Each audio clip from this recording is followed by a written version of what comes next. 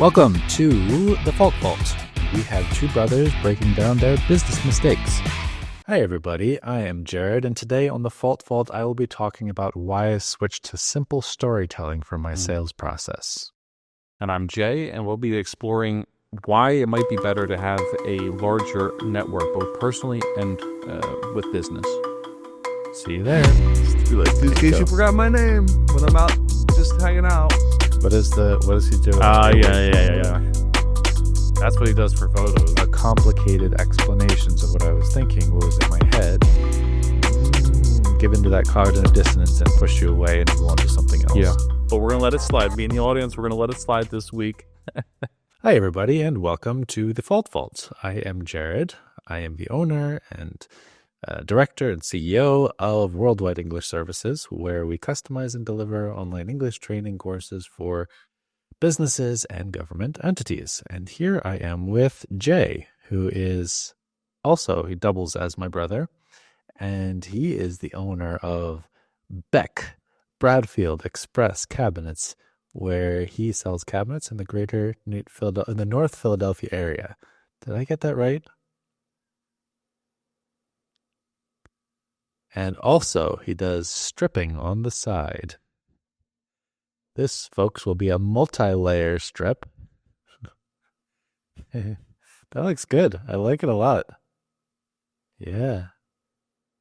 Anyway, and just in case you wondered what I do or where I am, that's... Sometimes they have like the word, like the name of the person under there. I thought about getting Jay. Just to be like, in case you forgot my name when I'm out just hanging out. Mm-hmm. I'm Jay. Hello, Jared. Hello, brother. Here, we don't care about the name on the back of the jersey. We care about the name on the front of the jersey. You're like the New York Yankees. You know, the Yankees don't have last names on their jerseys. The players don't because, well, it's all about the team, not about individual glory. Yeah, at least that's their tradition. So yeah, they're one of, I don't know if there are other teams that do that, but yep, they don't have the last name on the back of the jersey. Wow, that's interesting. Yep. So that's like you here, as you have often been called, the New York Yankees of the cabinet industry in the North Philadelphia greater area. Yes, that is a thing. I didn't know that. But now everybody knows, and they come in a couple of different things. So, my mother, our mother was like, she's like, oh, maybe it's our dad. I don't know. Somebody said, "Are you going to give them out to people?" And I was like, "Yeah, but it's kind of like my clothes because I gave them the shirts because I wanted it because this was like something I've worn a million times." But my other, like my shirts and stuff, I like to dress with cotton or organic cotton if possible. And so a lot of them are nicer pieces of clothing, and that's what I like to wear because it's comfortable. And so I wanted those things. So I want to get some regular things. So I was like, I can't give out my own clothing, like, so I gotta see if the business really has that in the budget. You know, maybe I can order 10 organic cotton long sleeve shirts for people, but they're going to have to really ask me for them. Anyway, no. It's just, I'm excited about that. Finally, after 2.5 years or whatever it is, 3.5 or whatever, however long it's been. Yeah. Finally. That's cool, though. So for sure. We've done some marketing. There you go. Today was a good day. We got some marketing in. I've thought about that. I when I go to conferences, I've thought that it would be cool to be wearing something branded. And I'm usually either wearing it's business casual or business, whatever you call it, medium, like where you wear a suit. I'll wear a suit, but not a tie, so not a button shirt. So it's not super formal. But it is my gorgeous Turkish suit, the most expensive article of clothing I've ever owned in my entire life. Probably combined, all of them, all of the other things that I've ever worn. Yes. Maybe funny? A pair of shoes. What? It's those. Otherwise, it's not super nice. I was thinking about that because I was watching one of your videos that you've been doing. Put a link in it. They're not. They probably will forget, but put a link in the to one of Jared's videos. on your social, and I forget which platform it was on, but I was watching it. I was like, I wonder if it would be better if you were better dressed. And actually, you had that exact tweet, and I don't know if you recorded it today, or if it's just because that's what you wear a lot of the time. But I was wondering about that. I don't know if it's necessarily true that it would be.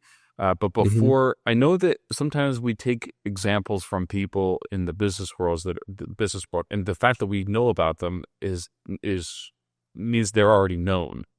And so it's different when they're already known. And you're Gary Vee, and you can walk on stage in jeans and a black T-shirt, and nobody cares because you've established and you have millions and millions and millions of dollars. Yeah. What does he do? Yeah.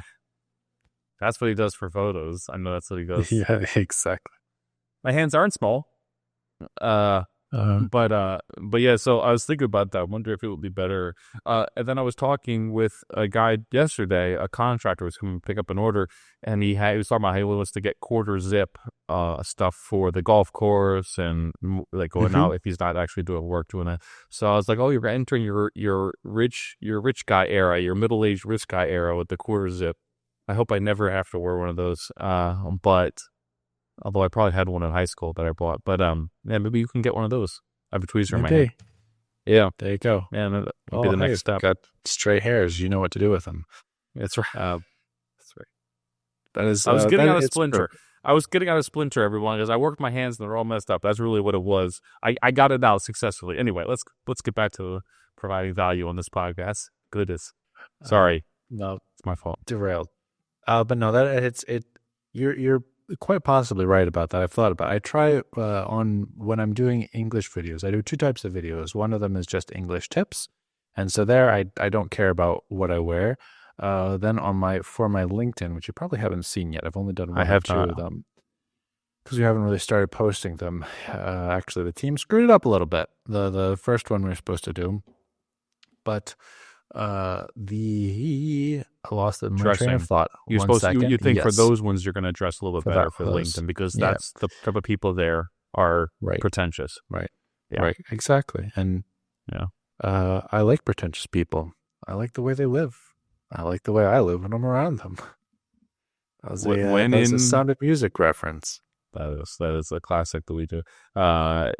Also, when in Rome or when in Pretentiousville. Yes, exactly. You got to dress the part. So that might be a good idea. Yeah, no, for sure.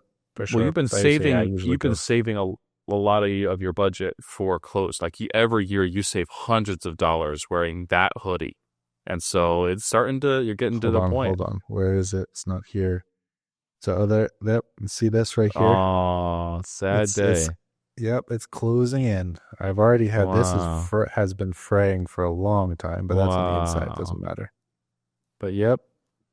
So I'm gonna have to splash out my taking donations. 5 year. That's gonna be I don't have a sponsor for today.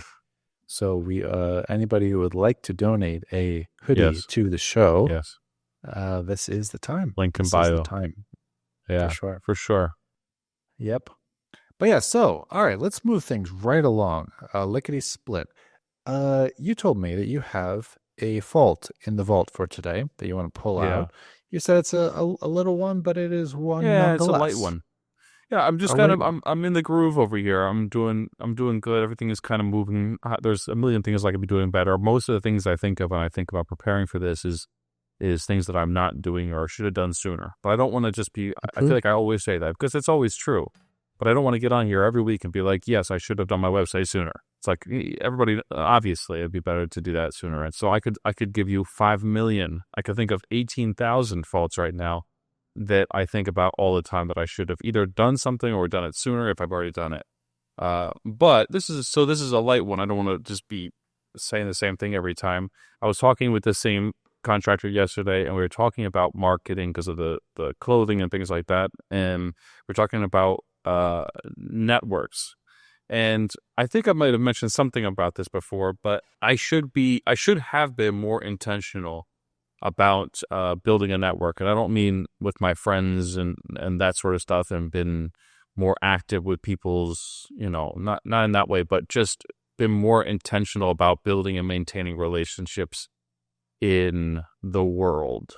I think that, and for business purposes, the thing is, I think that, and I think that's true, and I think I should have, but it's also the other voice in my head is thinking about the side where it might be seen as disingenuous or not manipulative is too far, but like just almost like more of an industry that relies heavily on referrals, something like being a realtor or being a multi-level marketer, being, I don't know, what some other thing that relies on people, whatever. But it's really most businesses, unless it's niche, and mine is not niche. Everybody has a kitchen, everybody has a bathroom. It relies on other people. Or it could be helped if I have a bigger network. And so because we were talking, it led into, we were homeschooled all the way through, which is a weird thing. And so I was like, I don't really know a lot of people around here. I've been thinking about the connections and people that I have, not related necessarily to my work, just in general, in different industries. And I just don't, I was traveling for years. I lived in a different city for years. And then I'm somewhat reclusive when I'm in my normal life. I don't go out a lot. And so I was thinking how much easier it would be to source business if I had more connections. And so I've just kind of, it's not a complete thought, it's not a complete fault, just kind of thinking through that, thinking about how to do that in the most genuine way. And yeah, because it's, to qualify that a little bit, is because part of there's an aspect that kind of saves me from any guilt associated with that, because it is my personality. I do, as much as I am reclusive, I do like having a bunch of connections. I do like friends and knowing people. I mean, I love when I go to a place and like I have a rapport with somebody and I can talk to them and I just really value that and enjoy that. I've always, at any workplace I've had, I've always been gotten to know a lot of different people and tried to build those relationships because that's just what I like to do. It just so happens as well now, I think it would be easier to reach the people that already need cabins. It's not like manipulating anybody. It's the always thing I have to remember when I'm selling is that I'm helping people by they're buying their cabins somewhere. This is not something that they don't need that I'm trying to force on them. This is a product that is basic, that people need. They're gonna buy it somewhere. Why not buy from me if it works out well? So to constantly remind myself of that. Anyway, hopefully from all my jabbering, you can see what I'm saying. What's your reaction to that? That was actually going to be my first question. If you feel like you are being a drag on people or asking them to do a favor for you when you are doing that networking, going out, or do you feel like you have something of value to offer the community, or perhaps with that help, if you have that mindset of you have something of value, and when people know about it, then you can help more people. How do you feel like, or what do you feel like there is? I'm not talking about networking necessarily. I'm talking about having a greater, it's not networking as in, and I'm not saying I should have been going out and going to men's brunches and who is that walking by? I'm so distracted. I apologize. I'm not talking about those active sort of things, going to marketing events and cold calling or whatever, or handing out flyers to everybody. I'm not about that sort. I'm just saying friends and building relationships with people that I run into in daily life over the past 15 years or as an adult would have been. I can see how that would pay off more. And I can see the people that have more, it would be helpful for sourcing employees. It's helpful for sourcing advice, like people that I can ask advice from.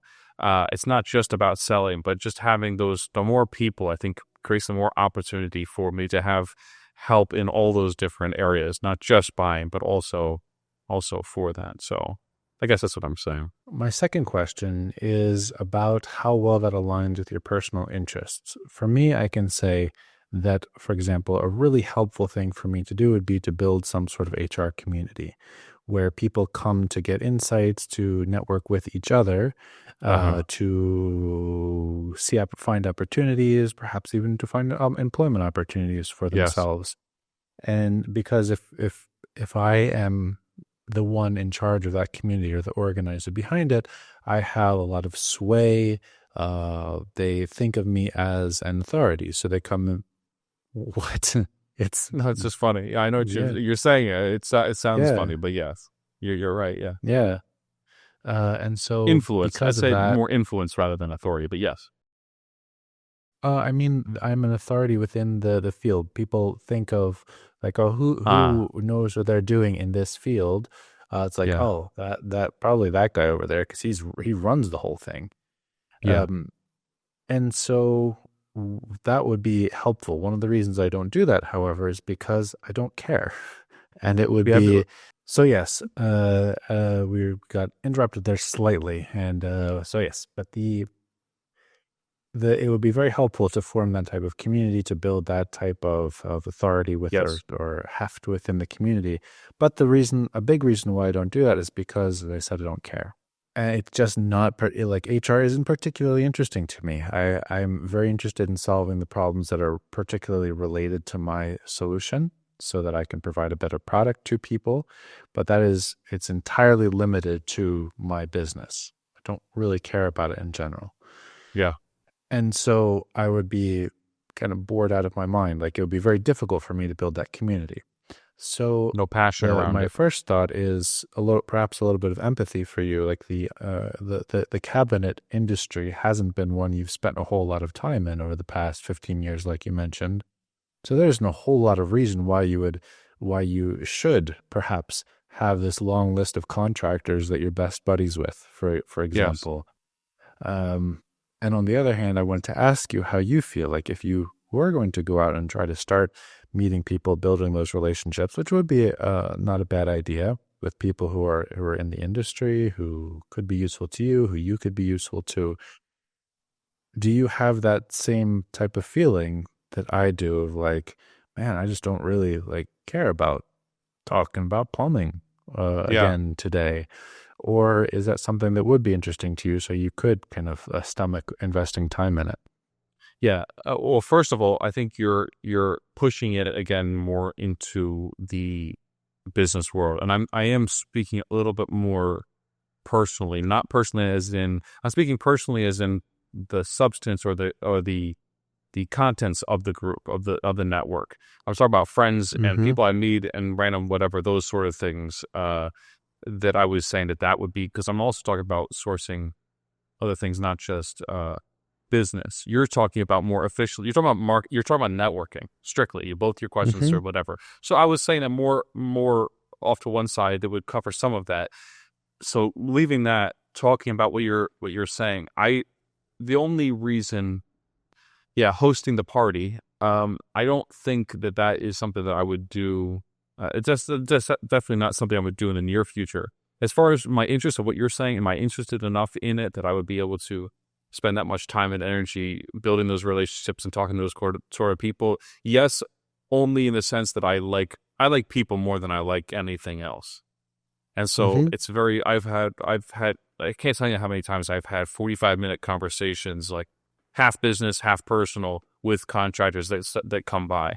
And I genuinely enjoy that. That's not a marketing ploy. That's not whatever. Some of the people it's not like I talk to them all the time after that, but I've had long conversations with people. And so it would be more about just having a network of people. I don't want to talk about cabinets all the time. They're not that important. It's about, I like talking about business and those sort of things, but at the end of the day, we're humans, and we don't really, this is not all I care about. And so it'll be more based on that. I could, as you say, stomach it if it came to that point where I had enough credibility and I was building it and I had that sort of desire and ability and energy and time to put something together. I don't know what exactly that would look like, because contractors are a rough bunch. Yeah, it's quarter down. It'd be interesting. It's a quarter. What did you call it? A quarter down. Quarter zip. It's a quarter zip. They're not quarter zip and hit the links, baby. More like they're only a quarter of the way zipping their pants up. Okay. Hey, I didn't hear a clarification on the quarter zip. It can be a quarter zip down. It can be a quarter zip up. That was crass and insulting, but I actually like that shit. I enjoyed that, my own joke there. Yes. So no, and I love them all. But Uh-huh. it's funny. So I don't know. The answer is that's in the future. As far as whether I could potentially do that, that would be fun because I like people, though, not because I'm like you're not in love with HR and doing that. I'm Yeah. not in love with cabinets. I just it's a fun business and I like people. Okay, that's fair. Though I guess Yeah. the other side of that, when you think about the all the people you could have met over the past 15 years, Yeah. most people, okay, let's be conservative. Let's say a lot of people, uh, I'm trying to think of a way to say this that doesn't sound condescending, but I don't think I can, at least in short notice. I'm just gonna say it. Most That was people like condescending. are interesting to talk to. Yeah. There's always something interesting you can find about people, but not a lot of people offer kind of constructive value if you're trying to build your life, kind of move forward with your life. And that is also the reason it sounds, but I don't think is condescending, is that that's fine. Like if you want us to sit around and watch Netflix and uh go take your shift at the whatever restaurant you work at, like cool, that's okay, like you can do that. But that person will be interesting to talk to. They'll have a funny story about the patron they had at lunch yesterday who didn't remember what to order. Then they'll be talking about the latest Netflix show that you haven't seen, and it's a really good recommendation because they've seen a lot of shows. But 10 years down the line, when you're starting a cabinet business, or you are thinking you're looking through your mental Rolodex because you need something, or you want to talk to somebody, you need advice or whatever it is, this person probably isn't going to be close to the top of your list for really any of those questions that you'll have. So when you think about that, like you like talking with people with good reason, and there are interesting things you can talk about with pretty much anybody.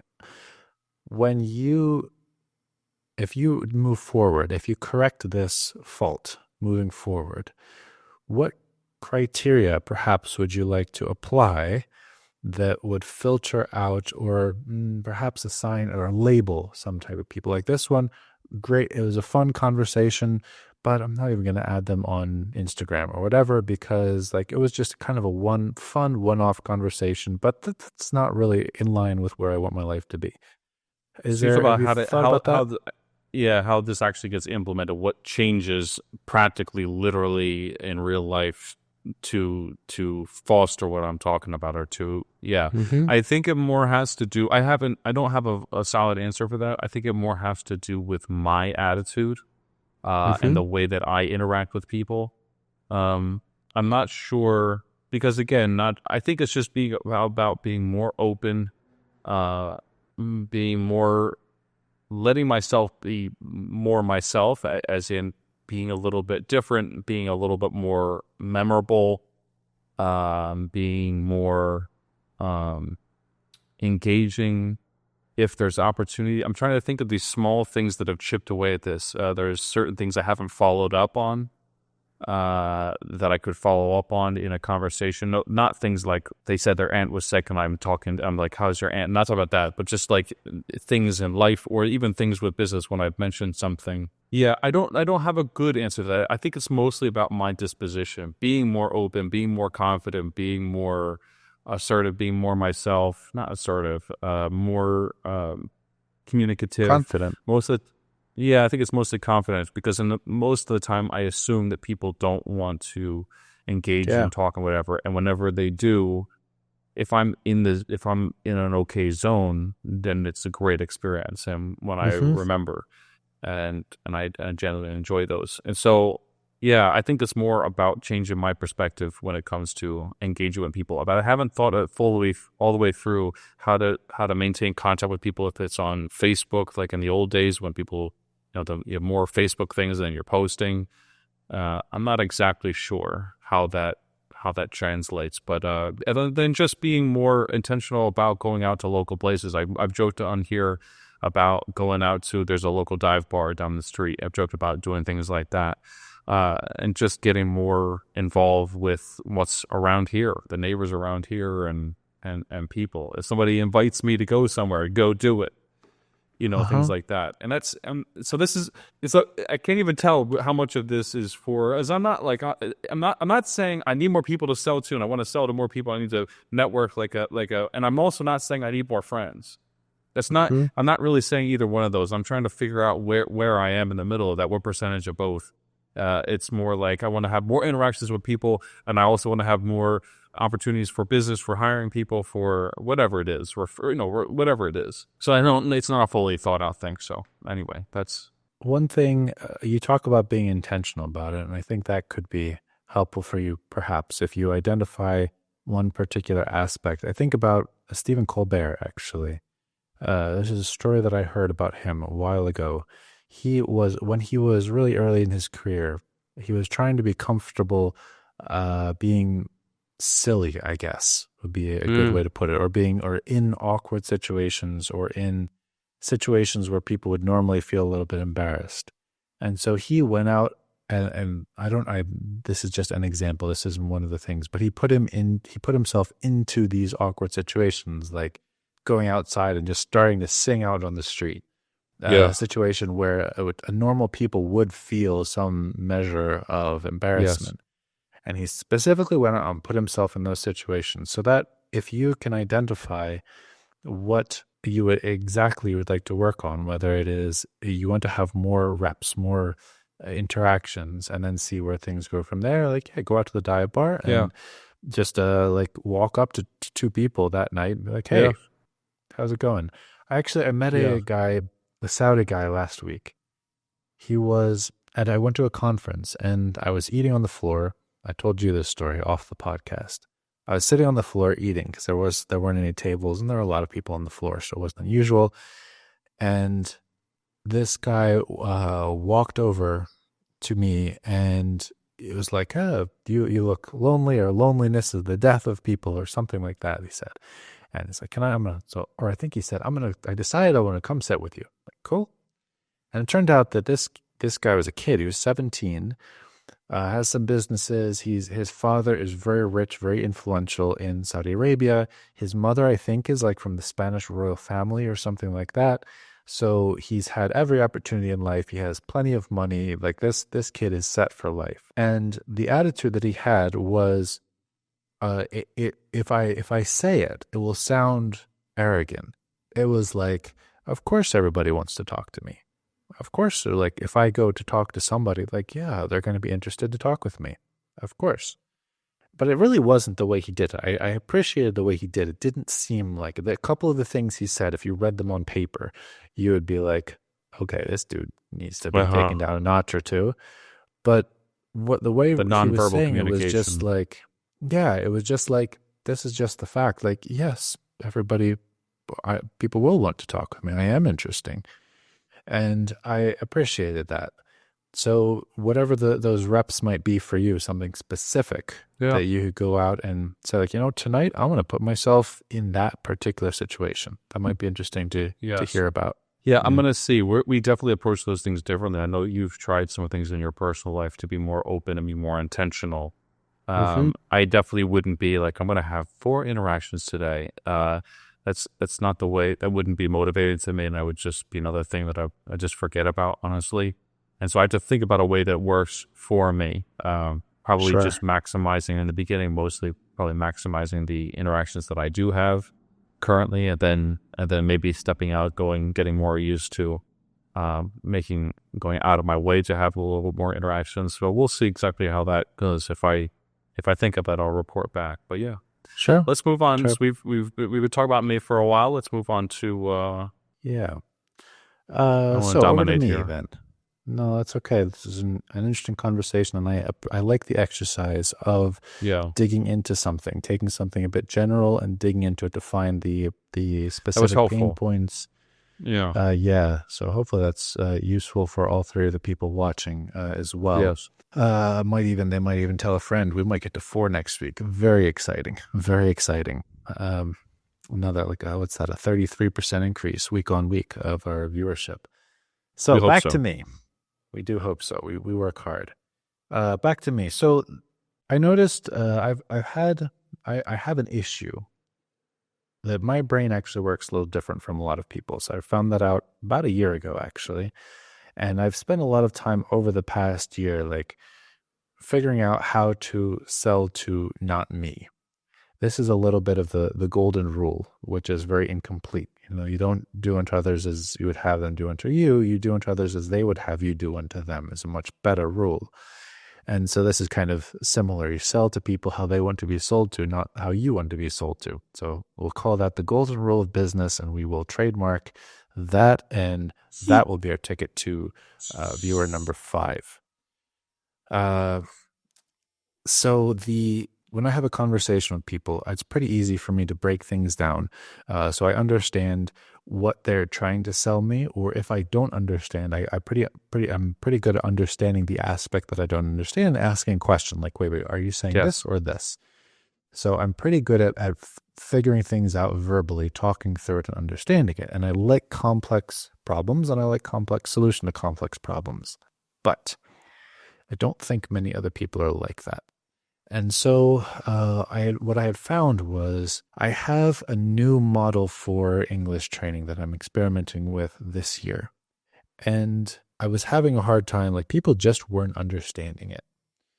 And I was in meetings with potential clients. You talk about internally they weren't understanding. Okay. Yes, but potential clients in particular, because I think a lot of times potential clients are a little bit leery. And so perhaps they are going to be even suspicious to the point that it'll be harder to get them. They will very easily think like, okay, this is not my thing. He's just talking about something. Okay, I'm going to move on to something else, because you hear a lot of offers throughout the day. So you don't take the time intentionally to go into each one. Like, hold on, let me help you do your sales process. Let me make sure I understand you. It's like, no, didn't really get it. Okay, I'm going to move on. I got too much other stuff to do. And that's fair. So what I did last week, 2 weeks ago now, a week and a half, was I figured out a way to provide a demo lesson that shows like a miniature crunched version of my new process, the one that I have in mind. And I talked with my course developer, and I walked him through everything, very detailed, exactly what I wanted. He developed it. I talked with my web graphic designer, very detailed on exactly what I wanted from him. And so I have a process that I've developed, and it is working very well for how I run this demo lesson. I have all the tools I need, and you can now see it. So good job. It's very clear. I have a very clear story that I tell. Here's the problem, here's the solution, and then here's the example of how we do that.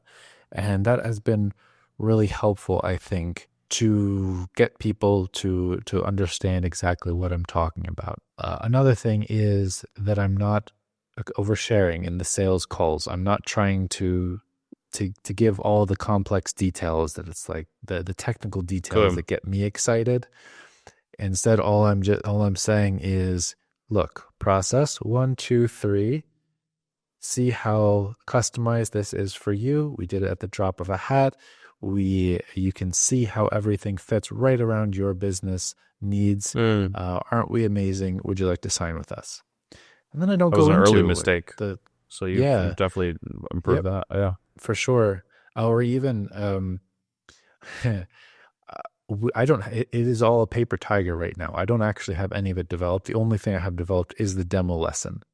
And so in the past, I might have said, now, none of this is developed, of course, but we can do this together. We can build out this whole process, because I tried to be overshare in the interest of avoiding any semblance of having deceived my client. So if I tell them all the bad things up front, then nobody can ever say Jared was hiding something from us.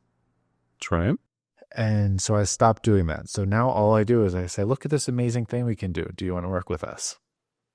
And I stop right there. And that has worked very well, I think. I've just started doing it. So we have a couple big clients that are very interested because of this. And I figure if they are interested and they sign with us, then I'll figure out how I'll develop everything then a little bit on the fly. And I think that'll be okay. But yeah, so that process of showing, not telling, simplifying, not complicating, and minimizing the amount of the information I'm giving to the hard-hitting main point that I know people really like is what I'm moving towards. And I think it's worked pretty well. Okay. So forgive me. For one, this sounds great. Where's the mistake? Prior to this, I spent a very long time giving people long, complicated explanations of what I was thinking, what was in my head, that I would have understood and appreciated, and all the details and all the drawbacks, so that everybody knew exactly what the problem was and they were going into it with open eyes. And then I sent them a long Word document with everything detailed, lots of different steps and descriptions, and then nobody wanted to work with me. So that's what I got tired of reading. Mistake. It's amazing how fast we get tired of reading. That's why the best marketers say things in like these tiny little. They want to keep everything on one line and shorter, like trying to get it shorter, all that kind of stuff. Nice. So you're saying that you've basically fixed a fault? Yeah. I think so. We're testing it out. We're a couple weeks in. Tomorrow I'll have 2 more sessions where I'll be doing this. But I had 2 very big companies really liked it. They appreciated it, and we'll see what happens with them. I think we might work with both of them actually, which will be really, really big wins. That'd be a pretty strong proof of concept that this sort of communication is better. Yeah. Nice. And it is it's taking away it's simplifying things, because a lot of HR people don't really know what they're talking about. So another problem with what I was doing is, when I was making things so complicated, if somebody didn't understand it, a lot of the time they felt talked down to. So like if I admit that I don't know what I'm talking here, I look bad. And so it's easier for me to just like give into that cognitive dissonance and push you away and move on to something else. Yeah.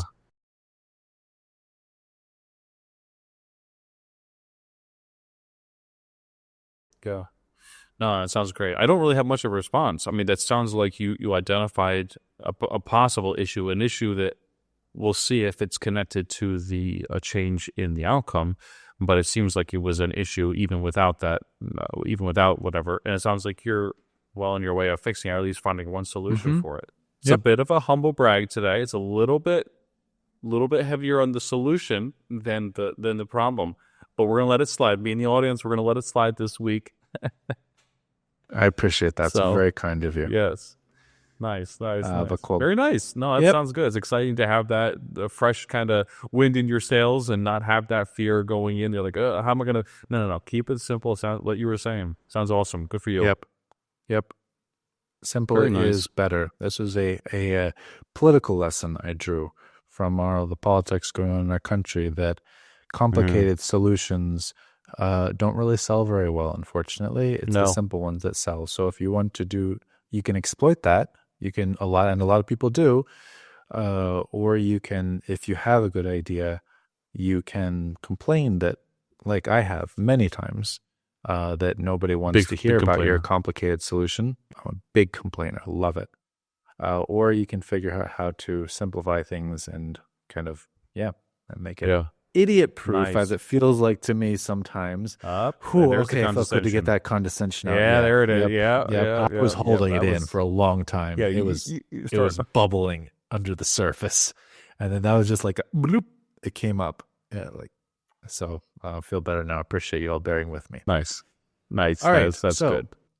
Bad news today. We ain't got no sponsor, so we are going to be under a bridge this week. I will see you there. Hopefully it'll be a little warmer this weekend, and we can perhaps you can practice your skills, your interaction skills with the other people under the bridge. Have a few conversations. And the officers that come to kick us out. Let's go back to back this time. I think that's the best configuration for us. Just so nobody feels left out, okay? Because if I'm towards you, then, it feels like it's a weird dynamic, or you're towards me, it's like, do I even really care? So let's just back to back, and we'll stay warm that way. So there we go. Sounds good. Well, it's good to get the practice in. All right. That's right. Thank you, everybody, for listening. I will look forward to the donations for the old sweatshirt. And thanks for tuning in. We'll look forward to seeing you next week. Have a good one. Nice job.